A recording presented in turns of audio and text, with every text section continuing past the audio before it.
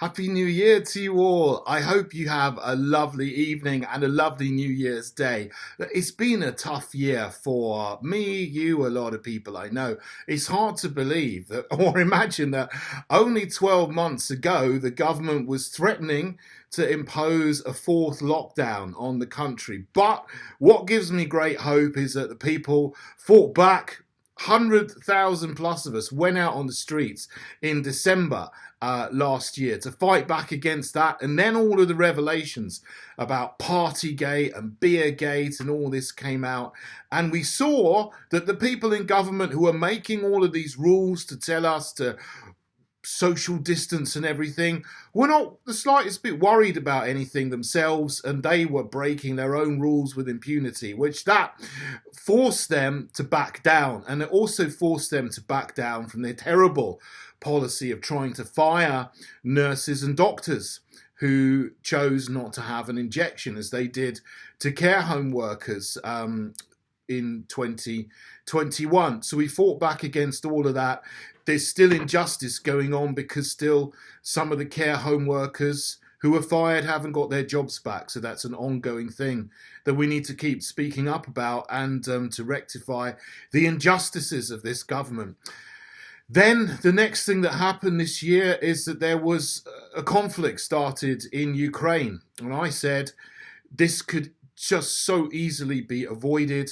We should try to de-escalate this so that it doesn't expand to other places and we don't continue to hurt people, whether it's in Russia or Ukraine or the West. But the powers that be didn't listen and they've escalated. And now we have the West particularly suffering a lot with huge energy price rises and energy inflation because they put sanctions on Russia so that they won't buy Russian oil and gas, which actually is hurting Western people, Western businesses, including in our country as well.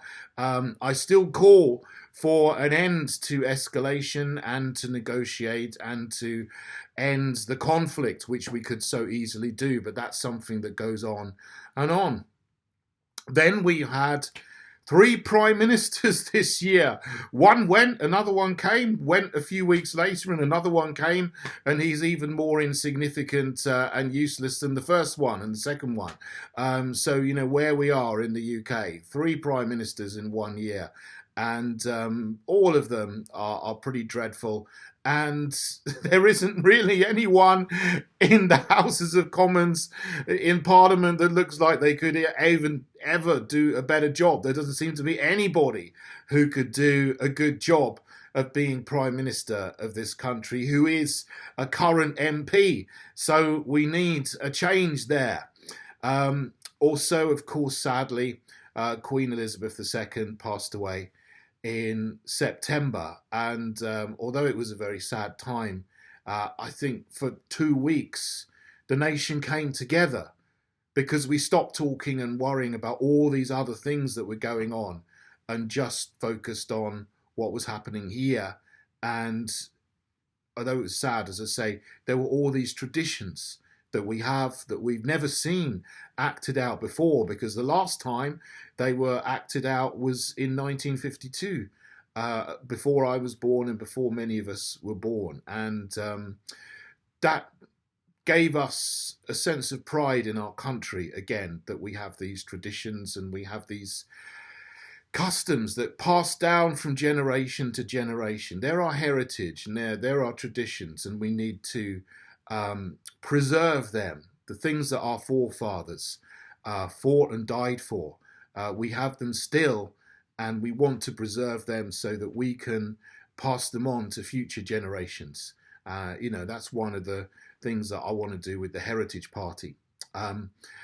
Where we are now is New Year. So there's never usually a year where so many huge things and huge events have happened. I mean, every single one of those things would have been the biggest thing in the decade if it had happened at any other time. But there's so much happening in such a short space of time these days. It's really, really hard to keep up with things, and people are just throwing more at us all the time. I feel in politics, in society, just as a normal person, that I'm fighting 20 different battles at the same time, because there's so much being thrown at us as a nation, as a people, and as individuals and families as well, that we need to speak out about and fight back against. But anyway, what gives me great hope going into 2023 are the people, and people like you who subscribe to my channel, who watch me, who follow me, and other people, and who feel the same, that there's something wrong, but we can do something about it, and we can fight back, and we can restore our nation if we all come together and fight the powers that be that are dragging us down, not just into managed decline, but actively eroding what we have. But we can restore our nation because there's still enough good people around to do that. So, as I always say in these videos, please do consider getting involved actively in politics this year. You may be doing other things, activism on the street, you may be in business, you may be in media, social media, education, whatever, doing good things. But if you do get involved in standing in local elections, which are coming up on the 4th of May, that is a real good chance to actually change things on a local level. And you don't have to do too much. It doesn't take up too much of your time to stand as a candidate. And if you win, you can be a councillor and you can make decisions to do with your local area and help those areas that you're in to get better, and to stop crazy things happening like these 15-minute neighbourhoods in Oxford and Canterbury and low traffic neighbourhoods all over London and so on that people are trying to put in and impose more of this Agenda 2030 as the globalist powers try to push this agenda on. As we get closer to the actual year of 2030, they're going to get more intense, and they're desperate to impose their agenda before people wake up to it and fight back. But we are waking up and we are fighting back. So please, if you can, join me in the Heritage Party. You can join at heritageparty.org. Get involved in a local group. Stand to be a councillor.